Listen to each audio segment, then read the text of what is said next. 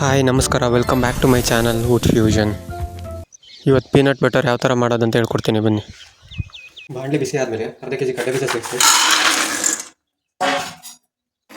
ಅದನ್ನು ಮೀಡಿಯಂ ಫ್ಲೇಮಲ್ಲಿ ಇಟ್ಕೊಂಡು ಡೀಪ್ ರೋಸ್ಟ್ ಮಾಡಿ.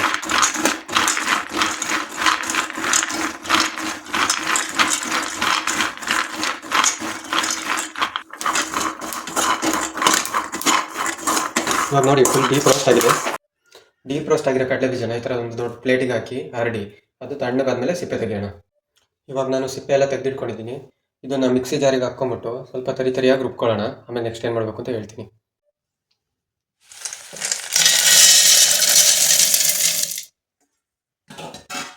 ಹಾಗೆ ಒಂದು ಸ್ಪೂನ್ ಉಪ್ಪು ಹಾಕಿ ರುಬ್ಬೋಕ್ಕಿಂತ ಮುಂಚೆ.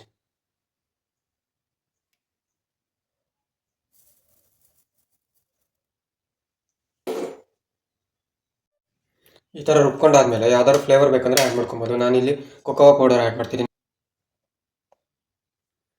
ಇವಾಗ ಪೇಸ್ಟ್ ಆಗೋ ತನಕ ರುಬ್ಬೋಣ.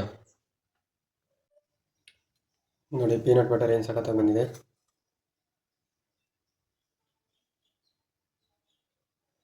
ನೀವು ಮಿಕ್ಸಿಗೆ ಹಾಕ್ಬೇಕಾದ್ರೆ ಗ್ರೈಂಡ್ ಮಾಡ್ತಿರ್ತೀರಲ್ಲ, ಆವಾಗ 2 ನಿಮಿಷಕ್ಕೂ ಬಿಡಿಸ್ಕೊಡ್ತಿರ್ಬೇಕು. ಅವಾಗ ಈ ಥರ ಪೇಸ್ಟ್ ಬರುತ್ತೆ. ಇಲ್ಲಾಂದರೆ ಫುಲ್ಲು ಸ್ಟಕ್ ಆಗಿಬಿಡುತ್ತೆ. ವಿಡಿಯೋ ಅಷ್ಟೇ ಲೈಕ್ ಮಾಡಿ, ಶೇರ್ ಮಾಡಿ, ಸಬ್ಸ್ಕ್ರೈಬ್ ಮಾಡಿ. ಸಿಗೋಣ ಮುಂದೆ ನೋಡಿ.